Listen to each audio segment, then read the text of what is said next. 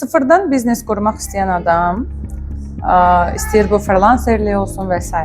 Bu insan ilk növbədə həm də şəxsi brendini formalaşdırmalıdır ki, birinci o suala cavab versin ki, niyə mən sənə güvənməliyəm axı? Bu insan üçün ilk 3 aylıq planda tövsiyə edə biləcəyin 5 təməl detallar nə olardı ki, bax sən bunu səhifəndə bunu tətbiq et, sən artıq kənardan layal insan kimi görünəcəksən deyə biləcəyin.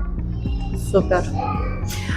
Baxın, bazarda belə bir fikir var ki, sən işə başlamaq üçün, yəni mənim ən qıcıq olduğum fikirlərdən biridir. Dizayner tutmalısan, gözəl studiyo ilə danışmalısan, logo hazırlamalısan və s.